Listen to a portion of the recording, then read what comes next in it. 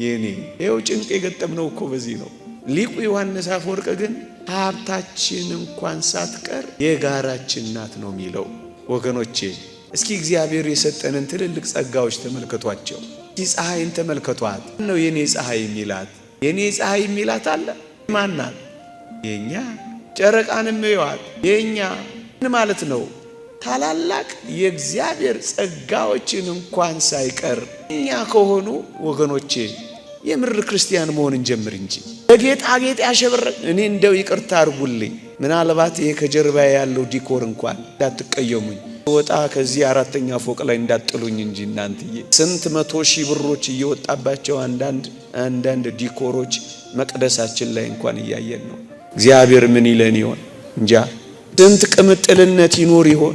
በጌጣጌጥ ያሸበረቀ ማንነት ላንተ ምንድነው? ክርስቶስ በረሃብ ምክንያት ከወደቀ አንተ ይሄ ምንድነው ይላል።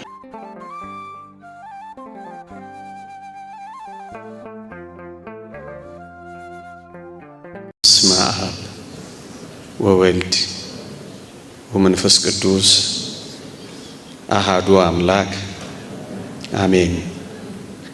ክቡራን አበው መነኮሳት፣ ክቡራን አበው ካህናት፣ መምህራን ወንጌል፣ ዘማሪያን፣ የተወደዳችሁ የእግዚአብሔር ቤተሰቦች፣ ለዚህ ታላቅና መልካም ሥራ ደፋ ቀና የምትሉ የማህበሩ አገልጋዮች፣ በዚህ ታላቅ የበረከት ሥራ እንድትሳተፉ መንፈስ ቅዱስ አነሳስቷችሁ ወደዚህ የእግዚአብሔር ማዕድና ሥራ የመጣችሁ ምእመናንና ምእመናት እንደምን ሰነበታችሁ? እንደምን አላችሁ? አሜን።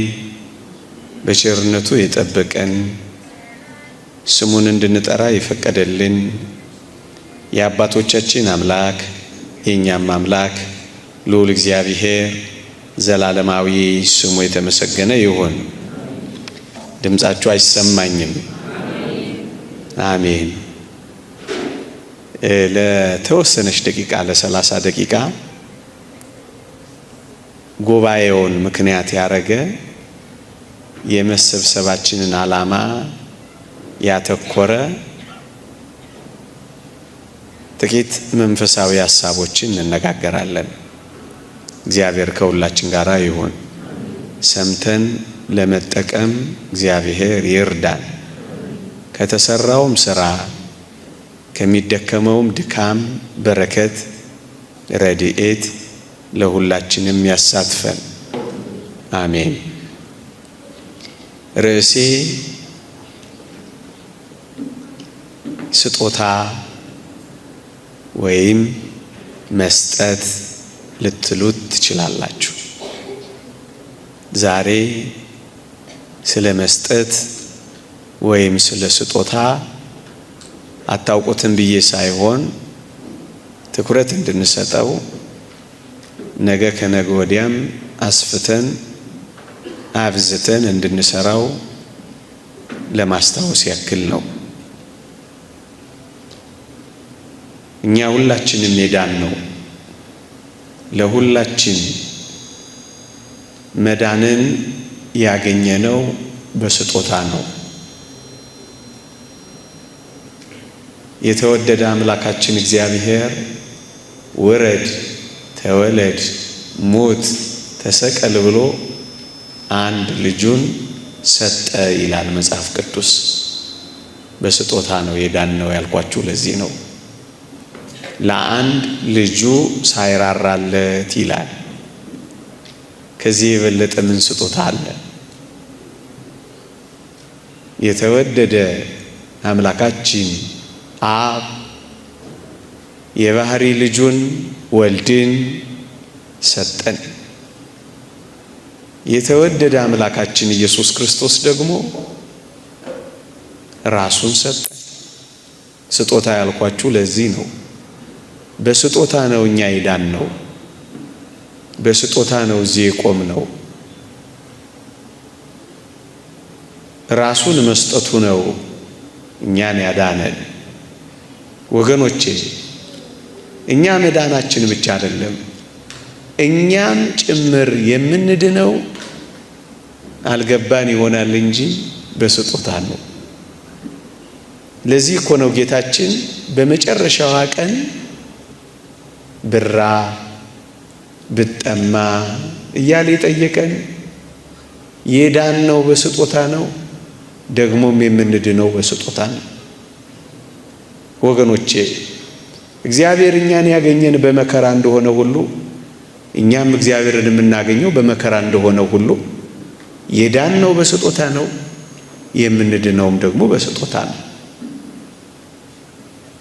ለዚህ ነው መጽሐፍ ቅዱስ በእነዚህ ሐሳቦች ላይ ያተኮረው። የመጀመሪያው ነጥብ የምናነሳው ይሄንን ነው። ሁለተኛውና መርሳት የሌለብን ነገር ግን ወገኖቼ ሀብት ቢኖረን፣ ጸጋ ቢኖረን፣ ከቤት መልቶ ከደጅ ተርፎ ሀብት ቢኖረን እኔና እናንተ አከፋፋዮች ሊያደርገን እግዚአብሔር ፈልጎ ነው። እደግመዋለሁ፣ ለሌሎች የማከፋፈል ሥራ እንድንሰራ እንጂ እግዚአብሔር የሰጠንን ጸጋና ሀብት ብቻችንን እንድንጨርሰው አይደለንም። ገንዘብ ያላችሁ ሆይ፣ ንብረት ያላችሁ ሆይ፣ ጸጋ የበዛላችሁ ሆይ እሱ የእናንተ ብቻ አይደለም እና ምን ብለን ማሰብ አለብን? እንዳከፋፍልለት ነው እግዚአብሔር የሰጠኝ ማለት አለብን። ለዚህ ነው ሊቁ ዮሐንስ አፈወርቅ ሀብታችን የጋራችን ናት የሚለው። አሁን እኮ ይቺ ዓለም መከራ የምትበላው የጋራ መሆን አቅቷት የኔ ማለት ስለጀመረች እኮ ነው መከራ የምትበላው። እውነት አሰብ ውሃ የኔ፣ መሬት የኔ አይደለ? የኔ ይኸው ጭንቅ የገጠምነው እኮ በዚህ ነው። ሊቁ ዮሐንስ አፈወርቅ ግን ሀብታችን እንኳን ሳትቀር የጋራችን ናት ነው የሚለው። ወገኖቼ እስኪ እግዚአብሔር የሰጠንን ትልልቅ ጸጋዎች ተመልከቷቸው። እስኪ ፀሐይን ተመልከቷት። ማን ነው የኔ ፀሐይ የሚላት? የኔ ፀሐይ የሚላት አለ? የለም። የማን ናት? የኛ። ጨረቃንም እዩዋት፣ የኛ። ምን ማለት ነው? ታላላቅ የእግዚአብሔር ጸጋዎችን እንኳን ሳይቀር የኛ ከሆኑ ወገኖቼ ኪሳችን የኛ፣ ንብረታችን የጋራ፣ እንደ ክርስቲያን የምንኖረው ኑሮ ሁሉ ለሁሉ እንዲሆን ነው እግዚአብሔር የሰጠን። ወንድሜ ሆይ ካለ እንደተከፋፍልለት እንጂ ብቻህን እንድትጨርሰው አይደለም እግዚአብሔር የሰጠን። አከፋፋዮች ነን እኛ። የኛ ጸጋ ማከፋፈል ነው ማለት እኮ ነው። ሀብት ከበዛልህ፣ ንብረት ከተረፈልህ፣ ኪስ ከሞላልህ በድሆች ላይ እንድንቀናጣ በተቸገሩት ላይ እንድንዘባነን አይደለም ወገኖቼ፣ እንድናከፋፍል ነው እግዚአብሔር የሰጠን።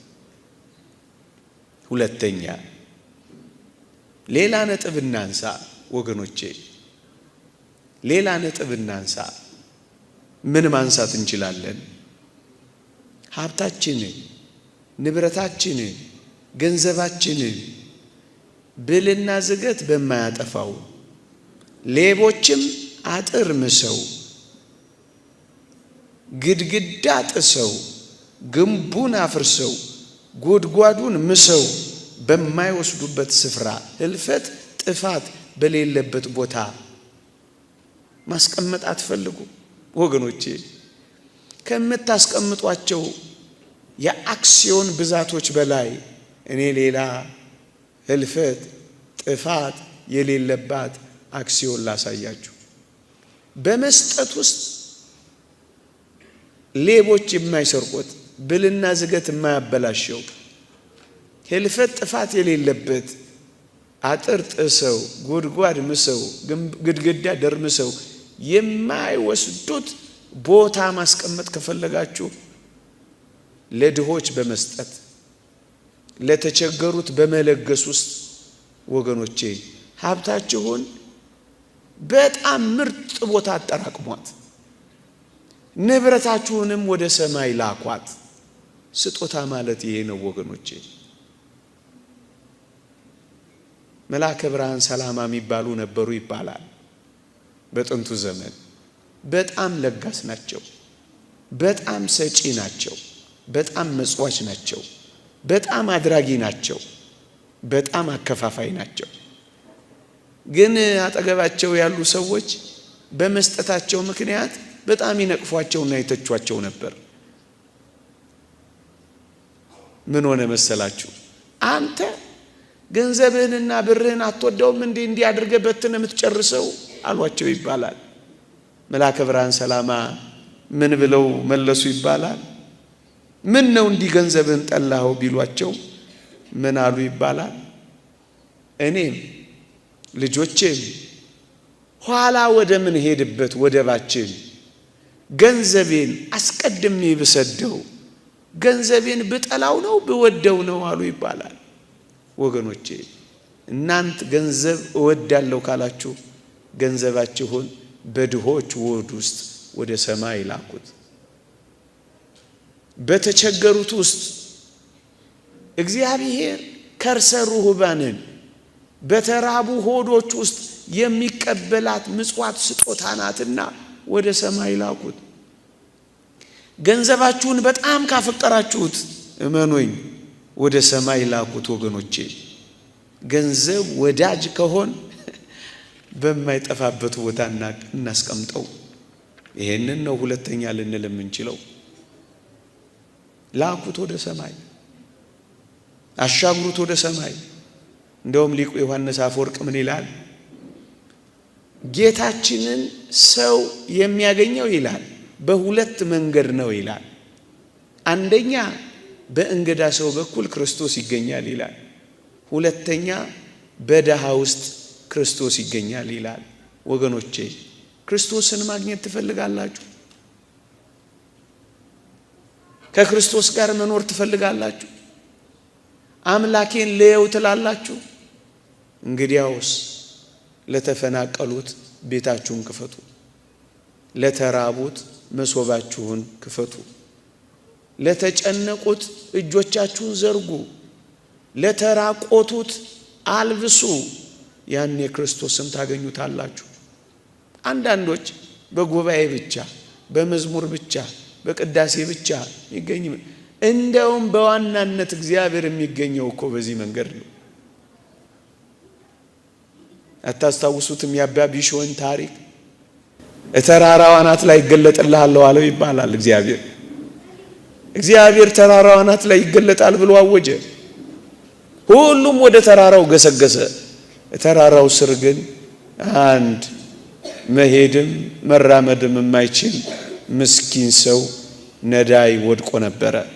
ሁሉም እየጣሰው፣ ሁሉም እየደረመሰው፣ ሁሉም እየረገጠው ወደ ተራራው እግዚአብሔርን ለማየት ገሰገሰው።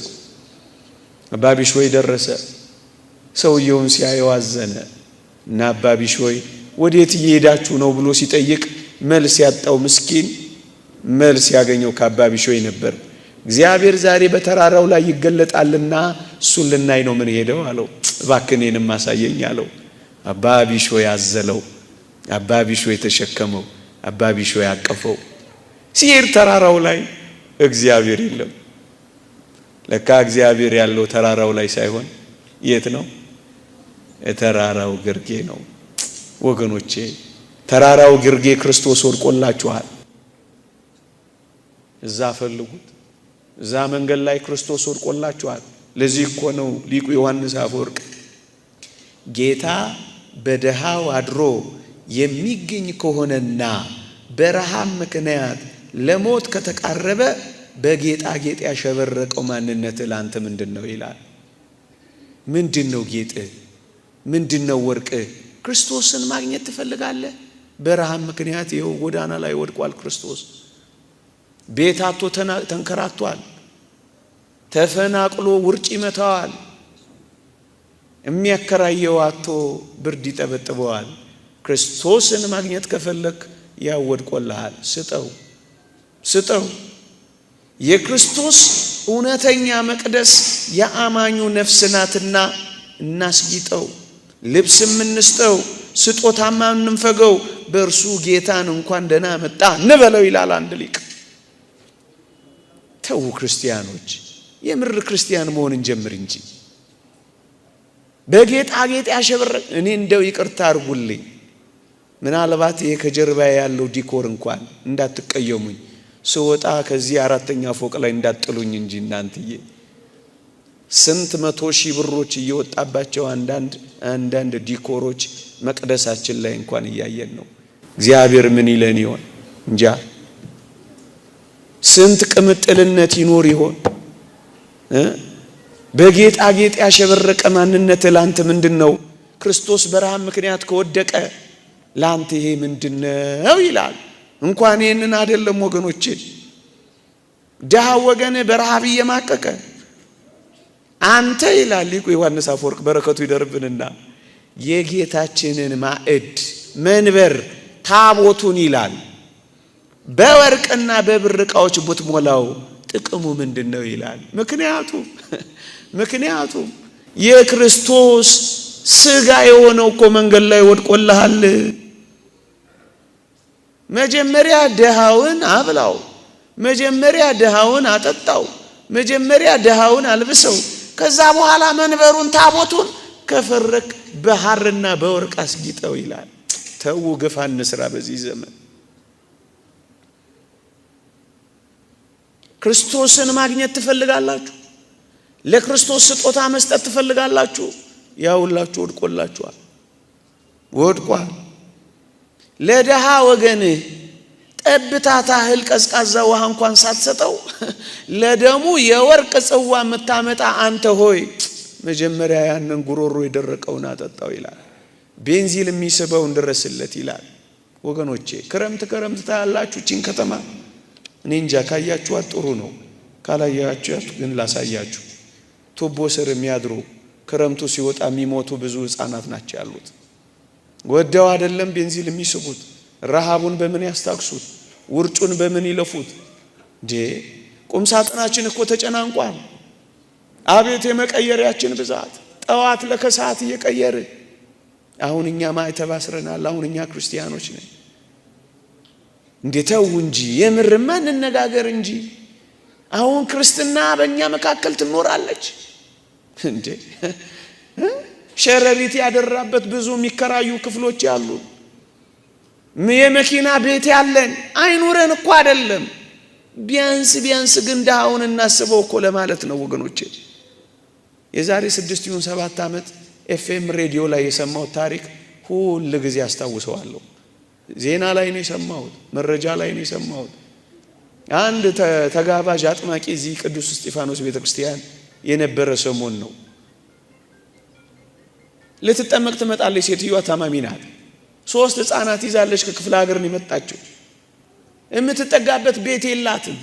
ታማሚ ናት። 3 ህፃናት ይዛለች። አባ ከና ሚላት የለም። እዚያ መጠለያ እንዳታድር አልተፈቀደላትም። እናስ አባረሯት። እዛች አካባቢ ያለችው ይሄ ድልድዩ አካባቢ ጥቂት ሰሞን ሰነበተች አሉ።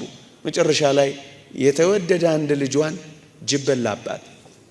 ግን እኮኛ ብዙ ክርስቲያኖች እኮ አለን በዚህ ዘመን እየተኖረ ነው የሚያስብል እኮ ግፍ ነው እኮ የሚፈጸመው ወገኖቼ። ተውት ቀዝቃዛ ውሃውን፣ ተውት መጠጡን። ምንድነው እየሆነ ያለው ወገኖቼ? ይኸውላችሁ እንደውም ብርቱ ነገር ልንገራችሁ። እዩ ጌታችን መድኃኒታችን ኢየሱስ ክርስቶስ ራሱ ድሆችን፣ ምስኪኖችን፣ ጉንድሾችን የሌላቸውን እኔ ይላቸው የለ። አዎ እዚህ ይላል ሊቁ ዮሐንስ አፈወርቅ ቅዱስ ሥጋውና ክቡር ደሙን በምርጥ የሐር ጨርቅ የምትሸፍነው እውነት ነው የሱ ሥጋ ነው ይልና እዛም እኮ እርቃኑን የወደቀው የሱ ሥጋ ነው ይላል። ያም ሥጋው ነው ይሄም ሥጋው ነው ይላል። አልብሰውና ና ይላል። ያንን አራቁቴን ብታለብሰው እግዚአብሔር የምታስደስተው ይመስላል ወይ ይላል። ምክንያቱም ከነዚህ ከታናናሾቹት ላንዱ ስላደረጋችሁት ለኔም አደረጋችሁት ይላል እግዚአብሔር ቃል። ለክርስቶስ ማድረግ ከፈለጋችሁ አሁኑኑ ስራ ጀምሩ። አሁኑኑ ስራ ጀምሩ። አሁኑኑ ስራ ጀምሩ። አሁኑኑ ስራ ጀምሩ። ድግሶቻችንን፣ ሰርጎቻችንን አንዳንዴ በቤተ ክርስቲያንም ያለውን የድግስ ነገር ተመልከቱ። እንጃ የእናንተ ድግስ፣ የእናንተ ሰርግ፣ የእናንተ ዝክር፣ የእናንተ በዓል ድሆች የፊት ወንበር ላይ ይቀመጣሉ። አሁን እግዚአብሔር በእኛ መካከል ይኖር ይሆን? እንደው ቸርነቱ ይደረግልን እንጂ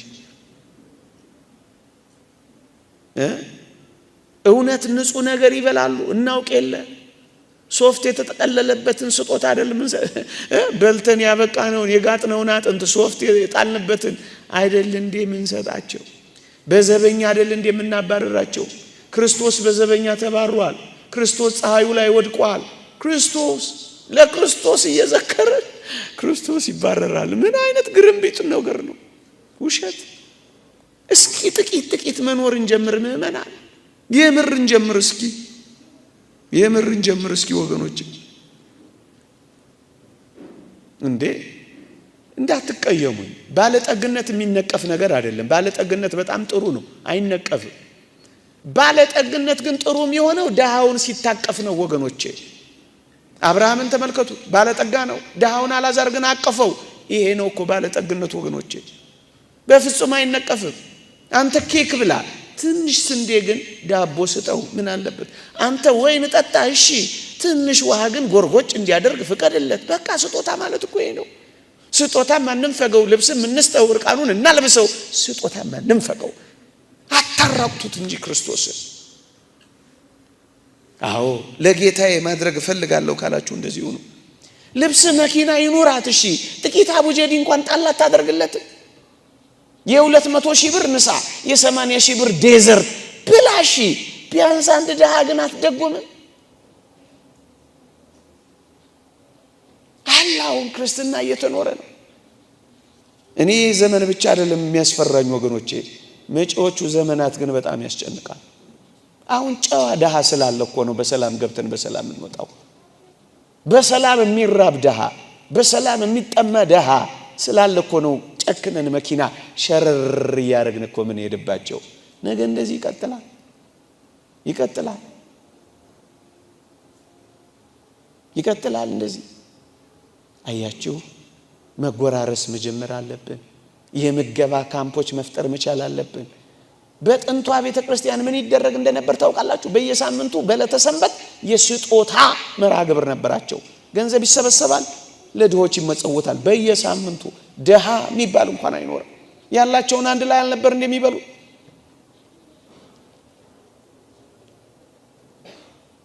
የታል ስጦታ ወገኖች? የታል ስጦታ?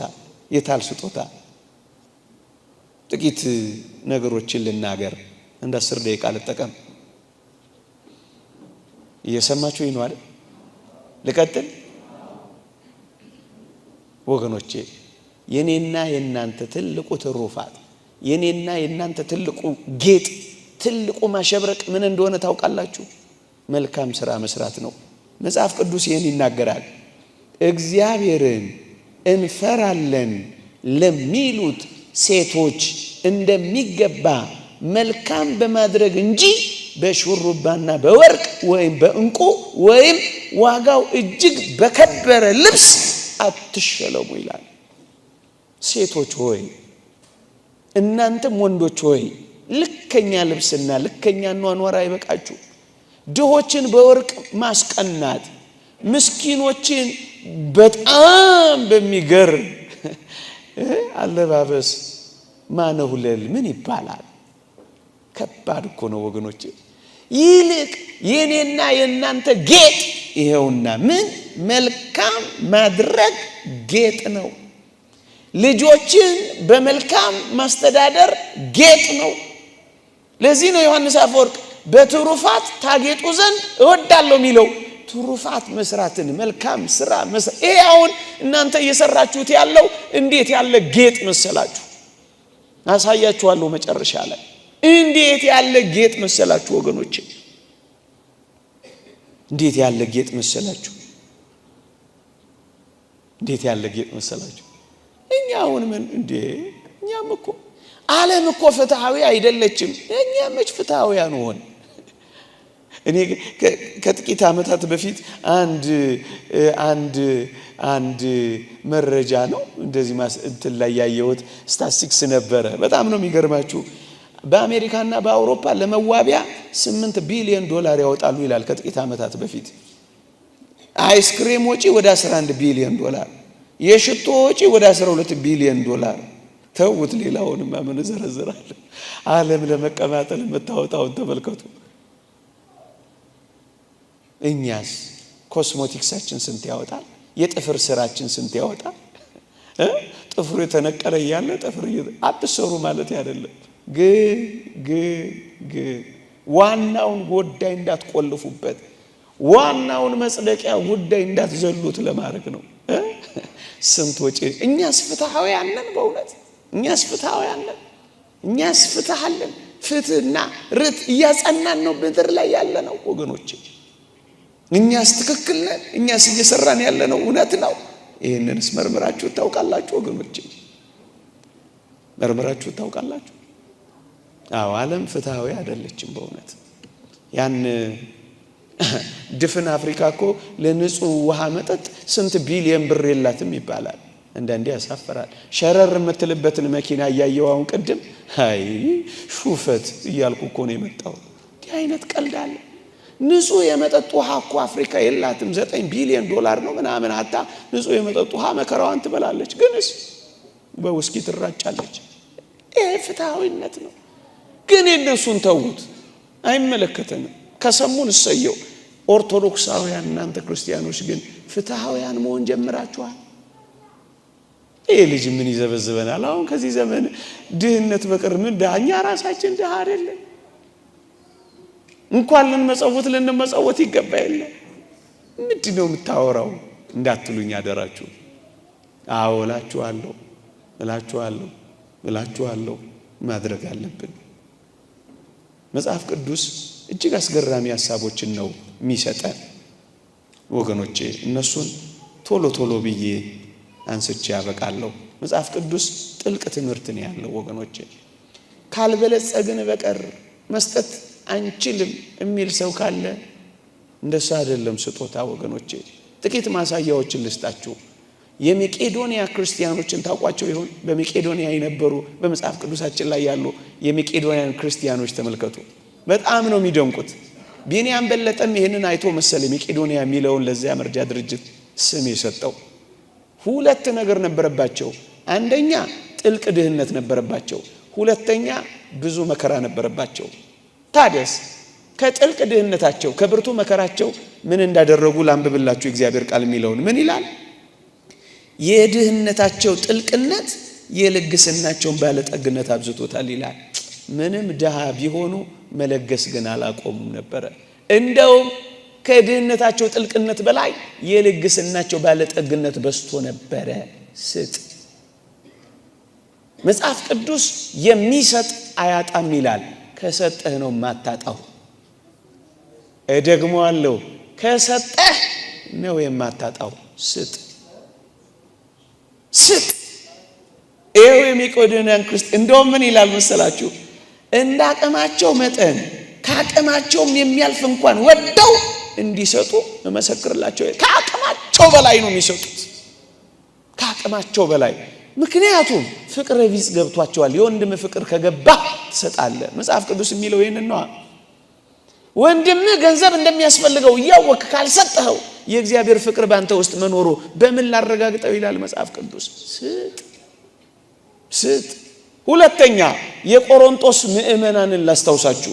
የቆሮንቶስ ምዕመናን በአደጋ ምክንያት ከስረው ነበር። በአንድ ዘመን ላይ ቅዱስ ጳውሎስ እያለ ከስረው መናጢ ድሃ ሆነው ነበረ። ግን ምን እንደሆነ ታውቃላችሁ? ለቅዱስ ጳውሎስ ገንዘብ ማዋጣት አላቋረጡ። ብትከስሩ ብትደህዩም ባይኖራችሁም አካፍሉ። መጽሐፍ ቅዱስ ማካፈልን አትርሱ ነው እኮ የምትለው። አካፍሉ። ሁለተኛ ማሳያችን እነዚህ ናቸው። እንደውም ይላል፣ በጣም የሚደንቅ ነው። እንደውም ይላል ለቅዱሳን በሆነው አገልግሎት እንዲተባበሩ ይህን ቸርነት በብዙ ልመና ከኛ ይለምኑ ነበር ይላል። ስጡ ተብለው አይደለም የሚለመኑት። ለቅዱሳን፣ ለገዳማውያን፣ ለበረሃውያን፣ ለመናንያን፣ ለድሆች ወደው ፈቅደው ደሃ ለሆኑት ለቅዱሳን አገልግሎት ይተባበሩ ዘንድ እኛን ይለምኑ ነበረ። እንዲሁ አይገርም? ተለምነው እኮ ነው የሚደረገው። በአቦ በስላሴ በሞቴ በሳንቃው ደረቴ መለመን ትፈልጋላችሁ? ለምንን እኮ ነው የምናረገው። ይለምኑ ነበረ። እንደውም ዮሐንስ አፈወርቅ ካልበለጸግን በቀር አንሰጥም እንዳንል በጣም አስደናቂ ነገር ያቀርባል። ታስታውሷታላችሁ? ያችን ሴት በምኩራብ ሁሉም ከትርፋቸው ሲጥሉ እሷ ከጉድለቷ ጣለች የሚል ቃል ታስታውሳላችሁ? ትዳሯን ሰጠች ብሎ አድንቋታል ጌታችን። ይህችን ሴት ያነሳና 2 ዲናር ነው የሰጠችው። ወገኖቼ እግዚአብሔር እንደውም በጣም ደስ የሚለው ስጦታ ምን እንደሆነ ታውቃላችሁ? ከጉድለት የሚሰጥ ስጦታ ነው ደስ የሚለው። እየተቸገርክ ስታካፍል እሱ ነው እግዚአብሔር ምርጥ ስጦታ ብሎ ሳትሰስት የምትሰጠው፣ ሳታጉረመር የምትሰጠው፣ ሳታዳላ የምትሰጠው፣ ሳትሰስት በልግስና የምትሰጠው፣ እየሌለህ የምትሰጠው። አቤት እንዴት ያለ መዓዛ ያላት መስዋዕት ትሆንች መስዋዕት! ለዚህ እኮ ነው ጌታችን እችን ሴት ያደነቃት። ትዳሯን ሰጠች እኮ ነው ያለው። ወገኖቼ ምን ያስደንቃል! አዎ እቺ ቤተክርስቲያን ራሳቸውን የሰጡ ክርስቲያኖች ያሉባት ቤተክርስቲያን ናት።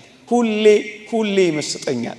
ጣታቸውን ቀለበት አይደለም ጣታቸውን የሚያስቆርጡ ሰዎች ያሉባት ናት። እናውቃለን። እናንተ ኦርቶዶክሳውያን ምንጣፍ ብቻ አይደለም እናንተም ትነጠፋላችሁ።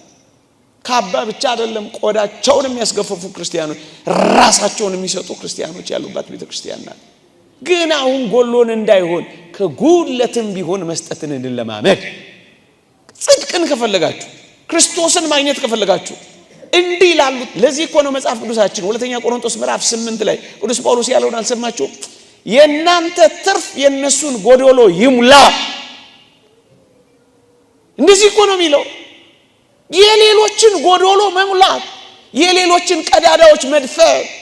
አንተ ያጣ ጸጋ እሱ ይሞላልሃል፣ እሱ ያጣውን ጸጋ አንተ ትሞላለታለህ። መሞላላት ይሄ ነው ጸጋ። መስጠት ማለት እኮ ይሄ ነው ወገኖች። ስጥ ካልበለጸግን በቀር እንዴት እንሰጣለን ለሚሉት ቅዱስ ዮሐንስ አፈወርቅ ምን ይላል? 2 ዲናር እኮ አንተም አለህ ይላል። ልክ ያቺ ሴትዮ የነበራት 2 ዲናር አንተም አለህ ይላል። ምን ካላችሁት 2 አይን አለህ ቢያንስበት። ወገኖቼ እየሰማችሁኝ ነው? ገንዘብ ብቻ አይደለም እኮ አይን ይራባቸዋሉ፣ ጆሮ የሚሰጣቸው ይራባቸዋሉ፣ ቤት ሞልቶላቸው አስታዋሽ ያጡ ሰዎች እኮ አሉ። አይን አለህ እይበት፣ 2 እግር አለህ ሂድበት፣ 2 ጆሮ አለህ የጨነቃቸውን ስማበት፣ 2 ዲናር አለህ አለ። እንሰማለን እኮ እዚሁ አዲስ አበባ እዚሁ ፈቀቅ ስትሉ ምግብ ከበላው 3 ቀኔ ነው የሚሉ እኮ እህቶች ታገኛላችሁ። ይሄን ሁሉ ትተውዛ ጊዮርጊስ ፈቀቅ በሉ ወደ ጊዮርጊስ ማታ ማታ። እንዴት የሚያሳዝኑ እህቶች እርቃናቸውን ወጥተው ታያላችሁ መሰላችሁ። የት አለ ክርስትናችን? እዚህ ላይ ምን ሰራ እንኖር ይሆን? ሁሌ ጉዞ ጥሩ ነው። ሁሌ ጉዞ ወደ እነዚህ አይነት ሰዎች የምንጓዝ እንጂ ጥቂት ነገር እየሰራን እናቋቁማቸው እንጂ ሰብከን እንችለዋለን። አይሆንም። በጣም ለጥቂቶች ነው። በተግባር የሚለወጥ ሰው ደግሞ ብዙ ነው ያለው ወገኖች። በተለይ የሚቀጥሉትን ከባድ ዘመኖች እንዴት እናልፈዋለን? ሰብሰብ ብለን ካልሰራን፣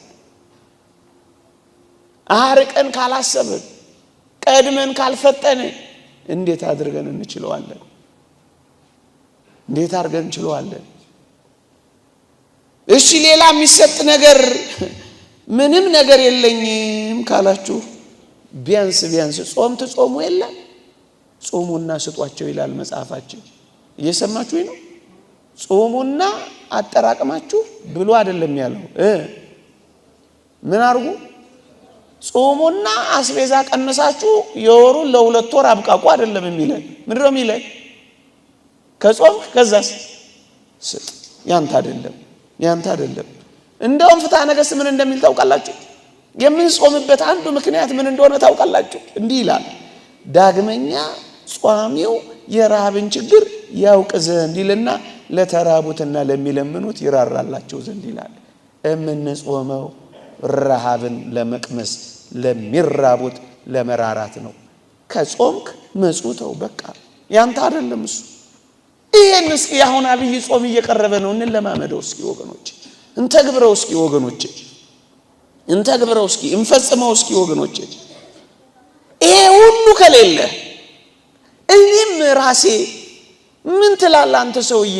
እኔም ራሴ እኮ ነዳይ ነኝ፣ እኔም ራሴ እኮ ለማኝ ነኝ ብትል እንኳን አንድ ቃል ልንገር፣ የጠዋት ደሃ ለማታ ደሃ ይስጥ ይላል።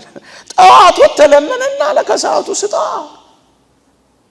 ያንተ ብቻ አይደለም ደግሞም የሌላው ነዳይ ነው። ይሄን ሁሉ የለኝም አልችልም ካልክ መጽሐፈ ቅዳሴያችን ምርጥ መፍትሄ ደግሞ ያመጣል። ምን ይላል? የሚሰጡት ከሌላቸው ላይ ፈቃዳቸውን ተቀብለ የምትፈጽም ይላል። በቃ ጸልይለት፣ ደረትህን ድቃለት፣ አልቅስለት፣ በርከክ በልለት፣ እዘንለት፣ ሐዘን ይሰማ ቢያንስ። እነዛ እኛ ነን እኛም እነዛ ነን ብለን ከሚሰቃዩት ጋር ተሰቃይ፣ ከሚፈናቀሉት ጋር ተፈናቀል፣ ከሚታመሙት ጋር ታመም፣ ከተቸገሩት ጋር ተቸገር። ወንጌል ይኖር እንጂ ምእመናን፣ ወንጌል ይኖር እንጂ፣ ወንጌል ይኖር እንጂ። ይሄን ሁሉ ካልኩ በኋላ አንድ ነገር ግን ሳልን መሄድ አልችልም። ይሄን ሁሉ ስለ ነዳያን ብቻ ማወራ ይመስላችኋል? ይኸውላችሁ በጎዳናችን አተው ነተው መታያቸው ወደው ፈቅደው ተገደው ወይ በተለያየ ምክንያት ሊሆን ይችላል፣ ታመው በተለያየ ምክንያት ሊሆን ይችላል። እንደውም አንዳንዱ በሰው እጅ መከራ የሚበላ ስንት ነው እናውቃለን እኮ። በየህሙማን ቤቱ በየጸበል ቤቱ ሊንከራተቱ እየቻሉ የማይችሉ ሆነው የታሰሩ የተቀመጡ ሰዎች እኮ አሉ፣ በክፎች ታስረው።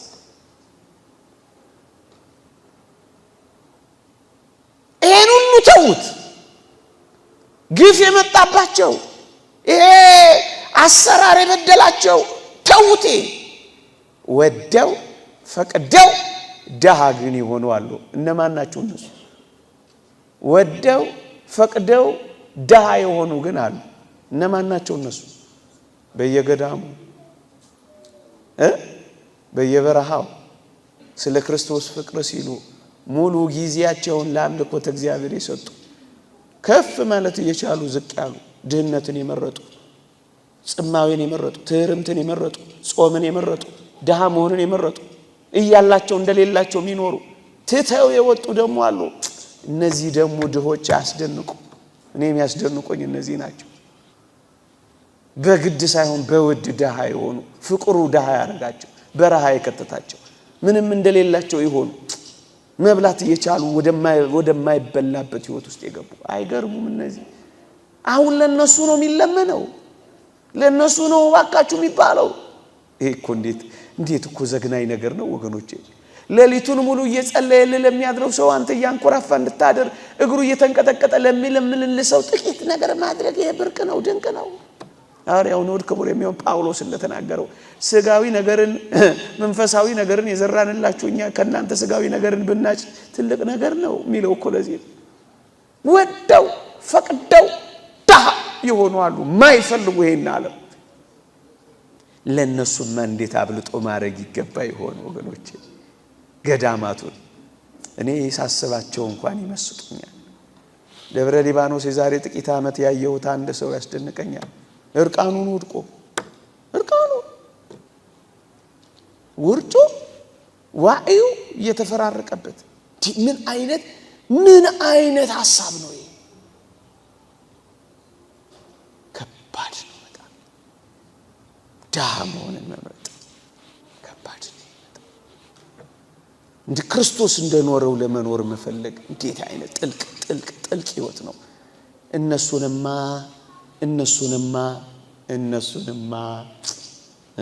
እነሱንማ ዮሐንስ አፈወርቅ ሊቁ እንዳለው ቅባት በተጠቀጠቁ የዓለማውያንን ራስ ከመንካት አቧራ የተጠቀጠቁ የቅዱሳንን እግር መሳም ይሻላል ይላል። ባገኘነውና በሳምናቸው አቧራቸውን በተባበስ ነው ሰንሰለታቸውን በሳምነው ሊቁ ዮሐንስ አፈወርቅ ነው የሚለው። እግራቸውን ያዘው፣ ሰንሰለታቸውን የታሰሩበትም ሰንሰለት ካለ ሰንሰለታቸውን ሳመው ይላል። ምን አለ ባገኘ ነው። ኮስሞቲክስ ከጠጡ፣ ሻምፖ ከታጠቁ፣ ብዙ የዓለማውያን ሂና ከተቀቡ፣ በቀለም ካበዱ ከብዙ ዓለማውያን ራሶች ይልቅ እንዲህ አይነቶቹን እግር ምን ነው በሳምን ይላል። ወደው ፈቅደው ይሄ ጉባኤ እንዲህ ላለው ትልቅ ስጦታ የተዘጋጀን ይመስለኝ። ከዚህ የበለጠ ስራ አለ? ያንን የባለጸጋ ልጅ አልሰማችሁትም? የደጋጎቹን የቅዱሳንን አኗኗር አየና እጅግ የባለጠጋ ልጅ ነው። ገዳም ገባላችሁ፣ የቅዱሳን ሕይወት ናፈቀውና ከዛስ ከጥቂት ዓመት በኋላ ባለጸጋ አባቱ ይሞቱና መልእክት ላኩበት አሉ። ምን ብለው? ባለጸጋው አባትህ ሞቷልና ናና ሀብቱን ውረሰው አሉት አሉ። ይሄ ጀማ ወጣኒ መናኝ ምን ብሎ እንደመለሰ ታውቃላችሁ? አባቴ ከመሞቱ ከረጅም ዓመት በፊት እኔ ሞቻለሁና አልወርድም አልመጣም አላቸው ይላል። ባለጠጋ ሆኗል። እደግመዋለሁ፣ አስደናቂ ባለጠጋ ሆኗል። ለዚህ እኮ ነው መጽሐፍ ቅዱስ መቸገርህን አውቃለሁ ነገር ግን ባለጠጋ ነህ የሚለው። ችግር ሊኖርብህ ይችላል። ክርስቲያን ከሆንክ ግን አንተ ምንድነህ? ባለጠጋ ነህ። ተባርካል ምናምን እንደሚሉት እንደነዛ ሰዎች አይደለም። እየሰማችሁኝ ነው? ፖሊካርፐስን እኮ ነው መቸገርህን አውቃለሁ፣ ድህነትህን አውቃለሁ ነገር ግን ምንድነህ? ባለጠጋ ነህ። እውነተኛ ባለጠጋማ እግዚአብሔር መያዝ ነው። እውነተኛ ባለጠጋማ በምርባርና በትሩፋት ማጌጥ ነው። እውነተኛ ባለጸጋማ ራስን መግዛት ነው። እውነተኛ ባለጸጋማ ራስን መቆጣጠር ነው። መቸገርህን አውቃለሁ ነገር ግን ባለጠጋ ነህ። እየሰማችሁኝ ነው? እየሰማችሁኝ ነው? ስጦታ የመጨረሻ ለጌታችን ለመድኃኒታችን ለኢየሱስ ክርስቶስ ምርጥ ስጦታ መስጠት የምትፈልጉ እስኪ እጃችሁን አውጡልኝ። እሱን ሳልጠይቃችሁ አልሄድም ዛሬ። አይዟችሁ ገንዘብ አምጡ አልላችሁም። ምን በወጣኝ አንትዬ እያለኔ እየሰማችሁኝ ነው? አይዟችሁ ስጦታ መስጠት አትፈልጉም? ለዚህም ቅስቀሳ ምርጫ ቅስቀሳ ያስፈልገዋል። እሺ አውርዱልኝ። ጄሮም የተባለ የቤተ ክርስቲያናችን ታላቅ ሊቅ የትንቢተ ኢሳይያስን መጽሐፍ ትርጓሜ አዘጋጀላችሁና ዋሻ ውስጥ ገባ። ልክ የልደት ሰሞን ነው። ለልደት ለጌታችን በዓለ ልደት የተረጎመውን መጽሐፍ ስጦታ አድርጎ ይሰጠው ዘንድ በማሰብ ሱባኤ ያዘ። ከጨረሰው በኋላ የተከበረ ጌታችን መድኃኒታችን ኢየሱስ ክርስቶስ በልደት ዋዜማ ተገለጠለት። እውነተኛ ታሪክ ነው የምነግራችሁ። ከዛስ ደስ አለው ጄሮም፣ ተነጠዘ። እግዚአብሔር ተቀበለኝ ስጦታዬን ብሎ ቦረቅ። ከዛ ምን ሆነ መሰላችሁ? እየሰማችሁኝ ነው? ጌታ ሆይ እኔ እኮ ስጦታህን አዘጋጅቼልሃለሁ አለው። ምን ትሰጠኝ አለው። ለልደትህ ነው። ምን አዘጋጀህልኝ? ይሄው ዓይኔን ያፈዘዝኩበት፣ ጉልበቴን ያደነዘዝኩበት፣ እርጅናዬን ያመጣሁበት፣ ጣቶቼን ያቆሰልኩበት እኔማ አዘጋጅቼልህ ምን መጽሐፍ? ይሄንንማ አልቀበልህም አለው። አዘነ፣ ደነገጠ። ጉልበቴን ፈጅቼበት፣ እድሜን ፈጅቼበት፣ ዓይኔን አፍዝዤበት፣ ኧረ ስጠኝ ልስጥህ። ጭቅጭቅ። አይ አልቀበልህም አለው። እንግዲህ አውሺ ስጦታ ልቀይርልህ። ምን ትሰጠኝ? ጄሮም እንዲህ አለ። ምን በቃ አፌ ኮቸችላ እስኪመስል የጾምኩበትን ጾም ውሰደው፣ ዋሻ የገባሁበትን ፍቅር ውሰደው፣ የተጠማሁትን መጠማት ውሰደው፣ ጾሜን ውሰደው፣ በአቴን ውሰደው፣ መመነኔን ውሰደው፣ ሱባኤን ውሰደው፣ ገዳማት መዞር ውሰደው አለው። ይሄንንም አልወስድም አለው። ያን ጊዜ ቅዱስ ጴጥሮስ እንግዲህ ምን እሰጥሃለሁ? ከዚህ በላይ ምን አለኝ? ስጦታም የለኝ ብሎ ተጨነቀ። ጌታችን ግን እንዲህ አለው። የተወደደ ጌታችን ግን አንድ ስጦታ ጠየቀው። ምን አለው? ጄሮም ሆይ ለዚህ ለልደቴ ጥሩ ስጦታ ልትሰጠኝ ከፈለክ እባክህ ጄሮም ሆይ ዛሬ ለኔ ኃጢአትህን ስጠኝ፣ በደልህን ስጠኝ አለው። እናንተ ኦርቶዶክሳውያን እስካሁን ከነገርኳችሁ ስጦታ በላይ ለክርስቶስ ዛሬ ስጦታ ልትሰጡ ከተሰበሰባችሁ ኃጢአታችሁን ስጡት፣ በደላችሁን ተውለት። ይቆየን። ስጦታ